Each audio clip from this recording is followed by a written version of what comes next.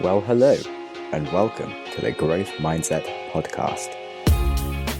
Join me, Sam Harris, on my journey of curiosity and growth.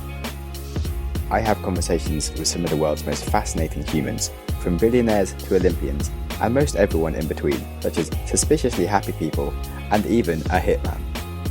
Success isn't just for successful people, it is earned, and you can earn it too.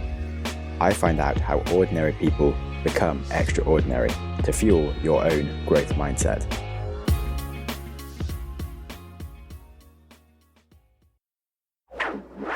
So welcome to the podcast. Today we have Nate Bailey, who was a first lieutenant in the Army and has since done quite a few things. He's run many businesses, ran 100 miles in a single accomplishment and written a book called The 100-Mile Mindset. He's raised a ton of money for charity and hosted the Championship Leadership podcast, which I was on and was a really fun interview. So it's my pleasure to have you here. Yeah, thanks, Sam. I appreciate it, man. It's awesome. So as your experience in the Army, how did you get to being where you were? Was it like an easy process, or did you have to really fight to become like a first lieutenant? When I decided to join the Army, it wasn't straight out of high school. I went to college, was playing football, had just finished up playing my last year of football. And once I finished that, I kind of had this little bit of a void. I still had some school to finish up, was kind of looking for that next challenge. And the Army happened to be providing some good money for people that were going to college. And so at that time, I was like 22 when I enlisted and went to boot camp in the summer and went through that, came back home. And then I found out there's this program to be an officer. And I was like, oh, that would be awesome. Because I've just always gravitated towards being a leader, whether it was a coach or a captain on my football teams, coaching and teaching degree. All throughout my life, I've always kind of gravitated to these leadership roles. And so I decided to join this. I went through basic, which is hard and challenging, right? And then I decided to join this program to see if I could become an officer. And it was about a 1.5 year long program. And it was difficult. It was challenging, definitely. But I made it through it and then became a platoon leader. And I was a platoon leader when I got deployed to Kuwait. Wow. What were the kind of chances of getting through the process when you're doing it? That's a good question. I would say that probably 50% of us made it through. It wasn't fun, but if you just didn't quit, you were going to make it through. So, yeah. Did you think of quitting a lot? Maybe from time to time, but never seriously, because I was in the National Guard. So the first 2 weeks was pretty awful. It was kind of like going through basic training again, because it was super hard on us. And then we had a year of 1 weekend a month. We had training that we had to go to. So I'd leave college, which is fun. And then I'd have to go to this weekend that I knew was just going to really kind of suck. But it was only for a weekend, right? So I knew I could get through that. And then eventually, probably towards the last 3/4 of the, let's say, 18 months that we had together, they start to kind of lighten up on you because, you've kind of made it through the, I guess we'll call it the hazing process, right? And now they're easing up on you and treating you almost more like you are an officer at that point, even though you're not quite yet. So that's kind of the progression of it. But I never really seriously considered quitting, no. So what are the kind of core mindsets and useful things that you learn with all that training besides just the basic stuff of how to fire a rifle and be safe and these things? Well, in the Army, and especially as an officer, just extremely detailed, and you are held to a bit of a higher standard. Your responsibilities are much higher because as a platoon leader, it's 42 people and everything really does kind of fall back on you. And so with that just comes this mindset that you really can't take a day off. You can't really ease up too much because someone is always watching, and it only takes that one misstep to ruin a lot of the balance that you've built up over time, right? So just persevering. They make it challenging for a reason in the beginning because of the responsibilities that you have, because of the role that you're going to be in. They don't want someone to just sneak through that really isn't up to the task. So yeah, going through those experiences is the same reason that I go through the SEAL Fit Kokoro experience or the 100-mile races. I was supposed to run a 135-mile race here in a month, but it got canceled, the shutdown. The reason that I continue to put myself in that is because of the mindset that is required to get through it, to not quit, to persevere. Things are going to be hard. You're going to hurt physically. There are going to be times where you're extremely tired and you don't want to move anymore. But when you can put yourself in those situations and persevere and come through the other side, there's a lot of people that don't put themselves in those situations because of those reasons, right? Because they're comfortable. And so what I've called the 100-mile mindset allows me to continue to win in all areas of life. Cool. Sounds really fascinating. So as in, it kind of teaches you that you can deal with adversity and keep going, and that's where you get the glory, and it's sort of by dealing with the problems, that's the best. It just makes you a better person, right? I mean, to do hard things. It doesn't have to be a 100-mile run. It doesn't even have to be a physically challenge. It could be something that's just really extremely mentally or emotionally challenging, or through business, right? Just getting you outside of your comfort zone. Like you're building the app and creating relationships, and you got to go have meetings and for investors. And so some of those conversations, those are challenging conversations. There's a lot on the line, and how are you going to step up? And if you have the right mindset coming into those, which I think you do, you're going to be all right. But if you don't, you could miss out on an incredible opportunity. Yeah, thanks, man. Yeah, I was just thinking I only porridge for the whole week. And like, I was trying to get other people to do it with me, and everyone was like, oh, I could never do that. And you're like, but you so could. It's so easy, technically speaking. Like, you just make porridge, and then you have it also again for lunch, and then you do it again for dinner. But like, it's just like playing with your mental abilities.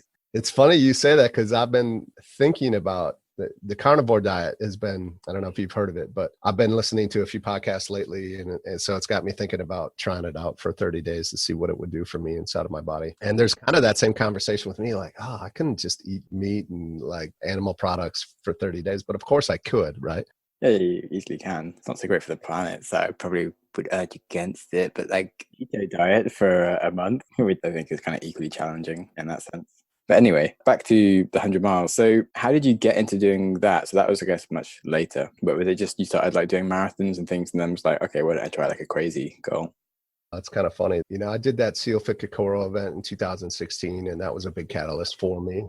What's a SEAL Fit Kokoro event? Yeah, Seal Fit Kokoro. It's an event modeled after Navy SEAL Hell Week. So in the US, the Navy SEALs, part of their training is going through what they call Hell Week. They get maybe 3 to 4 hours of sleep over the entire 6-day training. And so it's really literally kind of like hell. And so there's this ex-Navy SEAL, or former Navy SEAL, 20-year retired Navy SEAL, Mark Devine, that created this company called SEAL Fit. And then he created this event called Kokoro. Originally created it for guys that wanted to become Navy SEAls to help prepare them for the rigorous training that they would have to go through. So he started this Kokoro event, which was a 50-hour events, to give them a small taste of what it was going to be like to go through Hell Week. And then what he found out is a lot of civilians, a lot of people that weren't in the military, that weren't trying to be Navy SEALs, wanted to come to this event too, to see if they had what it took. So that's how I ended up going through. Retired active duty Navy SEALs, run the event, and I lost over 45 pounds to get prepared for it. I went through a big change and transformation. It was the first time in a long time that I really set my mind to do something, did all of the required work that was necessary to accomplish it, and then came out the other side and actually was successful. There's 28 people that showed up that first day, and 9 of us finished. And so that was a big one for me, because it was me saying I was going to do something, and then I went and do it. And then about a year and a half later is when I was like, I wonder if I could run 100 miles. And I hadn't been running a little bit. So what was in this 50 hours and what was in your training? So the 50 hours, so they do a lot of log PT, which requires a lot of teamwork. So you'll have 5 or 6 guys holding up like this 300-pound log, and they'll do sit-ups with it. We'll do squats with it. We'll do whatever. We'll carry it. And there was a time where we probably carried that thing in what they call a front carry. So just imagine your biceps get quite the workout. And we walked like a mile and a half with this thing, and just holding it for probably over an hour, right? And most people would quit. Most people would think that they couldn't actually do that amount of work for that long. But the reality is that we did it, right? Like we were able to do it. And we had people encouraging us, not nicely, that if we dropped the log, we were going to be in trouble, right? So we did like log PT. We went to the ocean that night, and they had the waves crashing down on us, and they had us crawling around in the sand and carrying sandbags, doing all kinds of different body weight exercises. They put us in the pool for a little bit. We ran, we did burpees, we did a lot of planks. We went back in the water. We carried big, heavy rocks around. We went for a long hike up this big mountain in the middle of the second night with 40-pound sandbags in our backpack and carrying this PVC pipe full of sand that was supposed to kind of replicate a weapon that you were carrying, right? And we had to carry people on a stretcher all the way down the mountain. So that's kind of what we did for 52 hours. I forget all of the things that we did, but essentially we were moving and getting pushed physically, mentally for 52 hours straight. Sounds intense. How much did you sleep at the end of it? I guess I was probably off this high coming out of it, and I didn't sleep right away. I was up, I think, a total of like 65 hours before I went, and then kind of just hit me, and I was like, all right, it's time to go to bed. But I slept probably 12 or 13 hours, and then I kind of woke up like, all right, you know, so I thought I might sleep a little bit longer than that, but 12 to 13 hours is a lot of sleep though too. So it does sound super intense, and I guess sort of replicates kind of like what could happen in like an emergency situation if you're sort of fighting for your life or something, but it seems like a lot. The show today is brought to you by Praxis, a legitimate alternative to a college degree. They'll get you a great job without the cost, basically. Praxis is a 6-month course in skills that you need to land a job in marketing, sales, or operations. And graduates from Praxis get a starting salary of roughly 50k after graduation normally. And you pay no fees until you're hired. So I just think it's a really good way to get an education without all the costs. And I really believe that education is hugely overpriced, and like a college degree doesn't even teach you all the relevant skills that you need anyway. And it's much better to spend that time in the job earning money than it is being away from the things that you're going to be doing and you're just kind of wasting your time at a college paying crazy fees to learn out-of-date style information that you don't really need. So I'm a huge believer in proving your skills by doing rather than saying. And a formal education means that you have a document that says you might be good at something, whereas Praxis gives you the time to actually do the things that show you are good by giving you experiences to learn from them. You can find out more on their homepage, discoverpraxis.com. You can also get a free ebook about Praxis to find out if this is the kind of thing for you at discoverpraxis.com/show notes. So that was Praxis, a legitimate alternative to a college degree. So then what kind of training did you have to do for that? Do you like kind of marathons as training? Well, yeah, there is no substitute for training, right? I decided in March of 2018 that I was going to see if I could run 100 miles. And so I picked a race like 3 months away from that. So in June was the first attempt. So what kind of level of fitness were you when you decided to do this? Were you kind of already running kind of 10 miles regularly? I was really kind of coming off the couch. I was running a little bit, a few miles, probably nothing crazy. So yeah, I definitely ramped it up and I had a coach. And so I would just focus more on time than distance. So in my training, I at least an hour a day to 2 hours a day of running. And then on the weekends, I would try and get a longer run in, right? Maybe a 4-hour run or something like that. And so I got to the first race and they have cutoff times. So you got to get to certain checkpoints by certain times. Otherwise, if you're going too slow, they'll cut you off because you have 30 hours to run 100 miles. And we thought we were doing all right, but we actually were behind a little bit. And we could have picked up our pace if we needed to. But again, we thought we were doing okay. And that was really my fault as a leader to not know what the cutoff times were exactly. And again, it was my first race. So it's a massive learning point for me. But we got to the 100K, which is about 62 or 3 miles checkpoint at 18 hours and 10 minutes. And then I took some time to change some clothes, get something to eat. And we left about 18 hours and 30 minutes. And they're like, hey, where are you going? They pulled me off the course. They're like, you missed the cutoff. I'm like, what? I had no idea. Really, like I was feeling good. I thought we were on our way out to continue running. And they said, no, you missed it. The cutoff was 18 hours. And I came in at 18:10. And so I had no idea. We didn't know. We thought we were good. So that was a massive learning lesson for me there. And then decided to sign up for another one in Cleveland, Ohio, a month and a half later in July. And I made it about 76 miles and my body just kind of gave out. I just so happened to choose 2 of the courses that were qualifying courses for one of the hardest foot races in the country called the Western States. And so they had a lot of elevation. So it was not just running 100 miles, but it was running and traversing steep terrain up and down. So I learned there too. And then again, there was a point in my life where I would have said, hey, you did great. You went 75 miles or you went 63 miles. I had a lot of people tell me, hey, awesome job. Like, I can't believe you did that. It's okay. And I would have probably been somebody that would have listened to that at some point, but it wasn't 100 miles, right? And so I was committed to running 100 miles. And again, that's kind of where this mindset comes. And so in October of that year, I signed up for the Pony Express, which is in Utah, and accomplished it. I finished 100 miles in 29 hours on the 3rd attempt. I wish I could have just finished it on the first attempt. But hey, there was a lot of lessons that I learned throughout that experience. Wow. Yeah, you said you were doing like a longer one that you signed up for. Yeah, so it was called the Denali 135 in Alaska, and they just decided that they can't do it. So next year I'll be going. They kind of just pushed everybody to next year. Yeah. So you just like keeping like a regular training then at the moment? Yeah. I have some other events that I'm signed up for, but again, with this year, it's hard to tell, right? With the shutdown with Corona, what's going to happen. I got an Ironman that I'm supposed to do in September, but I'm not sure that one's going to go either. And then there's this 50-mile ruck, which you wear a backpack with weight in it, and then you ruck, and that's a 50-miler in November. So I'm hoping that we're able to do that one in November, but who knows, right?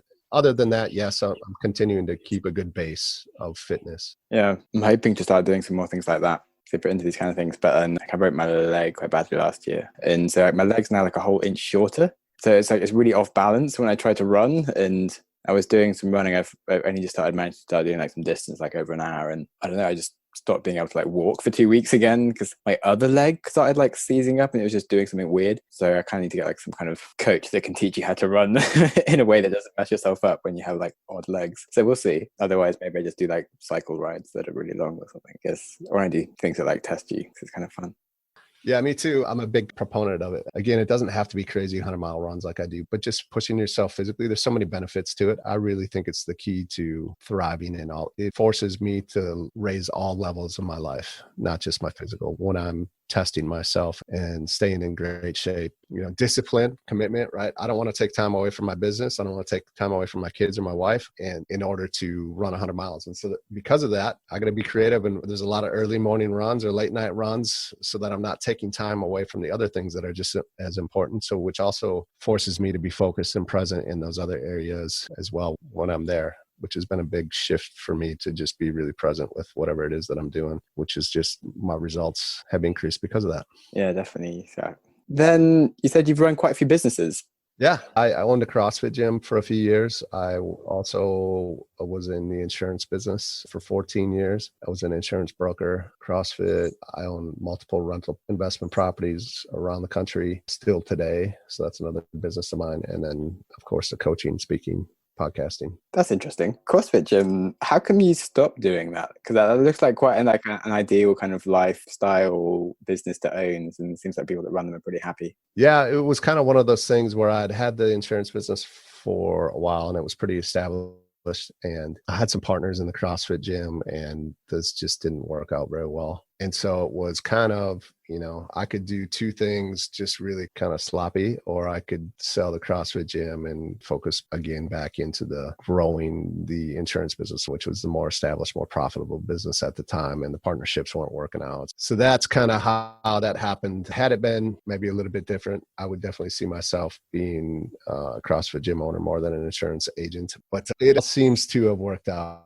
pretty well to where I am today. So. And then the rental properties, how did you end up owning quite a lot? So you kind of just get mortgages as you're going and then can buy more, or did you get some money to be able to buy them outright? Yeah, so it depends on how you buy them and what you can get them at. When I first got into the investment property world, it was really kind of right around 2009, 10, which was right after the big crash, and there was a lot of foreclosures. I picked up 4 or 5 properties for kind of steals of deals, which meant that when I bought them, I had immediate good chunks of equity in them, which allowed me to kind of leverage one to buy another, right? So I did some of that and they turned out all right. I've sold 3 or 4 of those and then taken some of the proceeds from the sale of those to roll into bigger properties. And so that's kind of how I've continued to grow that portfolio. That's fascinating. And how did you get into insurance in the first place? That seems like a not obvious thing for you to get into. Are you passionately annoyed with the market or something? Or?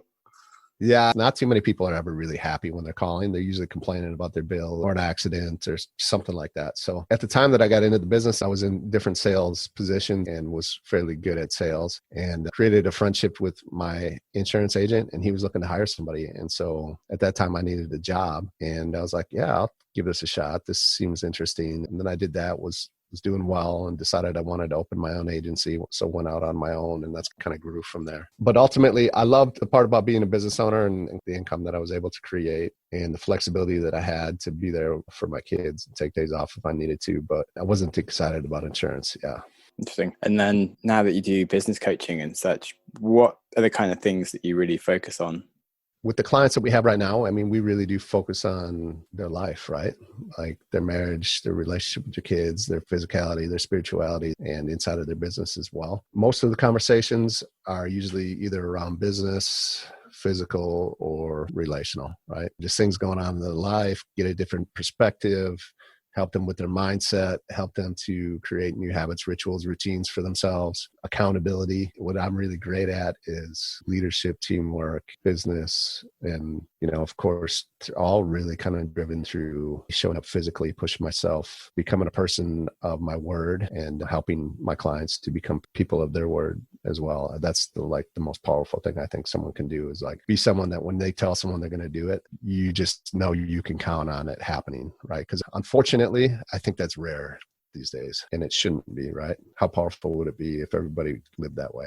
Very powerful. It's very easy to say you're going to do something and people actually kind of follow up and do stuff. It's that kind of life gets in the way. It's partly like with this very delusional and partly stupid. What do you tell someone? What's the most effective lesson that you give them that makes people show up in this way and actually be a more reasonable human being that's useful to work with? I did a podcast actually on this topic called the Integrity Bank. I did 100 episodes. It's still out there. But so the Integrity Bank is something that I kind of created, which was just like we all have a financial bank account, right? If it's withdrawn or if it's overdrawn, if there's no money in the account, you can't buy anything. And so the Integrity Bank is the same thing. It's just showing up every single day and doing the little things, right? Doing the small things that you say you're going to do. Like if you say you're going to get up and work out today, you make sure that you work out like before you go to bed. And so you just do these little things every single day. And every day you do something that you said you would. It's like putting a deposit into your account. The more that you show up every day, the greater the deposit grows.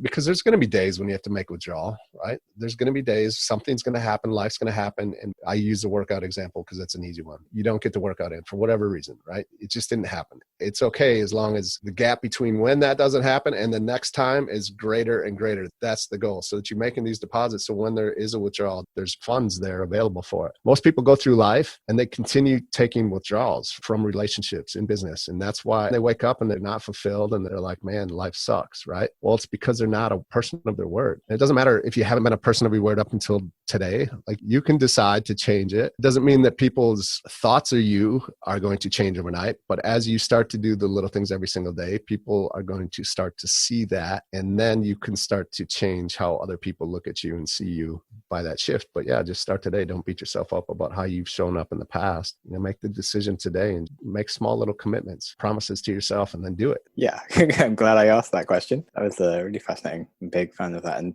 I mean, it kind of relates into karma and being a good person as well, I think. But yeah, sort of respect for yourself and everyone else around you. It's a huge lesson, important mindset there. Do you ever feel like you've sold out a bit on going into insurance and that you should have done something more like aligned with your like purpose and interests? I don't dwell on that, I guess. So I've never really thought about that because I think we go through life and sometimes we don't know why we're doing the things that we're doing. And then you get to a point down the road and you look back, you're like, oh, that's why I was doing that, because it helped me and positioned me to be who I am today as a coach, as a leader. So having the experience of running an insurance agency and brokerage and the business that I was able to create, and then able to sell, has afforded me to do some other things in my life. So I don't really look at it back with regret, but just like, oh yeah, it also gives me the experience so that when I'm coaching others, like, hey, I was a business owner. I ran a successful insurance agency. I had employees. Like I had a lot of experiences that now I'm able to coach others on because they're going through the same thing. Thanks so much. So yeah, what is one of your earliest memories? It's a little bit funny that you say that because I was thinking about some of my earliest memories, to be honest, which is really weird that you asked that right now. Yeah, my biological father has not been a part of my life. So I don't know what made me think of this. To be honest, I ended up talking to my sister on the phone last night. I was thinking about family maybe. But so I was trying to think like, what's the earliest memory I have of him? And like, there's kind of one moment that I remember. I had to be super young, 2, 3 maybe. And then that made me think about my grandfather too, because my mom got divorced from my father maybe after a year or so. I don't even know exactly how long they were married. So he took off. He wasn't a part of our life. We were living with my mom's parents, my grandparents, and my grandfather, who is no longer living, but a great role model of mine, like somebody that just really kind of stepped into that father role for me. They were a big part of our life too. And so I have some really great memories of them as well. But even thinking about that, I was like, man, there's some years there that we were there where I don't really have memories of that, right? So some of my earliest memories would be that, like trying to remember the time, maybe one of the only times that I can really remember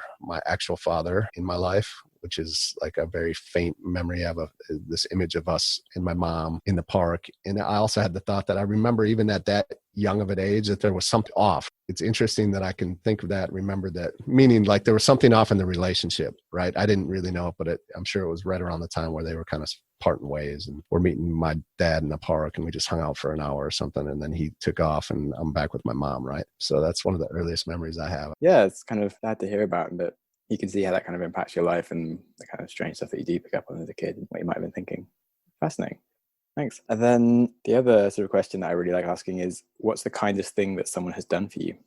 I did an Ironman in 2008. My first child was just born just less than a month before that, probably 3 weeks before that. So I went to Arizona to do this Ironman, and I didn't have any family with me because of course my wife had just had the child and she's a brand new baby. So they had to stay home and just like take care of the baby. And so I'm doing this Ironman by myself, and it feels like everybody else in this race has all these groups of supporters, right? But I do just remember how nice people were, and they would like kind of cheer me on because you would have this race bib on that has your last name on it. And so they'd be like, oh, keep going, Bailey, or whatever, or keep up, or great work. And so just small acts of kindness from strangers that definitely helped me push. That was one of the more challenging things I had done. Well, that was the most challenging physical thing I had done in my life up to that point. And it was awesome to get those little pushes from people that I didn't even know that didn't really have to do that, right? So that's an example. Oh, nice. Definitely.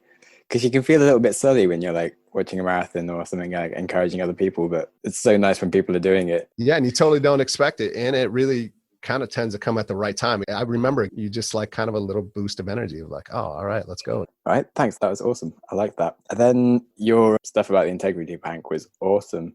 So I was going to say, like, what was your one piece of advice as a parting sort of, this has been like the most useful thing you've learned, but maybe that was already it. Yeah, that's definitely kind of the message I would leave with most people. I have a sign on my wall actually that says every single day. And so that's just a great reminder for me. Just show up today, just start today. Don't worry about what's happened in the past. The biggest person to be your word to is yourself first, right? Because if you tell yourself you're going to wake up at 5 a.m. to go work out, and you typically get up at 7 or 8 and you hit the snooze button, no one else knows other than you, right?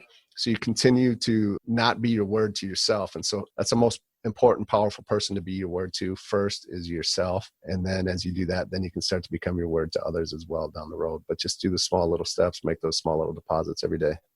Cool. What is on this poster exactly? Because I might write it down. It's literally every single day. Nice. Feeling motivated. And on that, I'm going to go show up and go for a big bike ride because I promised myself I was going to do that. Thanks. You bet. Yeah. I love it. That's great.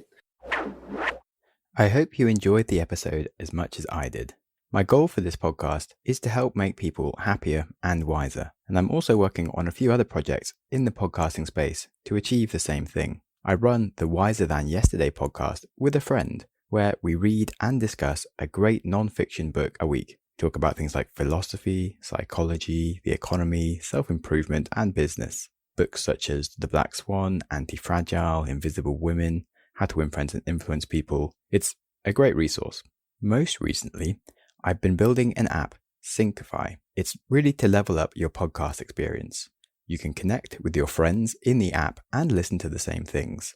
So you can listen live in real time with each other, or create shared playlists and catch up at your own pace. You learn so much more by discussing ideas with friends. It's really silly to listen alone.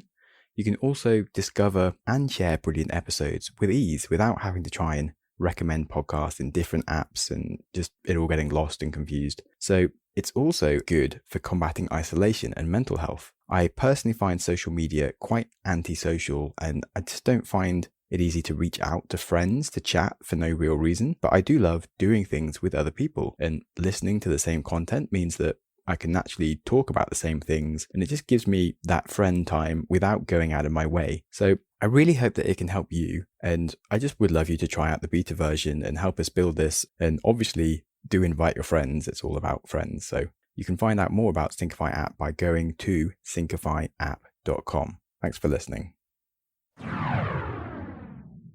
Congratulations on listening to a whole episode of the Growth Mindset podcast. Before you race into another podcast, try pausing. Ask yourself, what have you learned? What could you change? How will you make that change happen? Did you press pause? Knowledge is useless without action. What did you learn? What should you change? And how will you make that change happen? You can tell us what you learned by contacting us through the website, growthmindsetpodcast.com. And feel free to connect with us or our guests, or just peruse the show notes. Our Instagram is @growthmindsetpodcast, or follow me @SamJamSnaps for a daily reminder to stop using Instagram. If you enjoy random acts of kindness and want to support the show, you can support us on Patreon or leave us a review on iTunes, and you'll make me very happy. And with that, keep learning, and keep growing.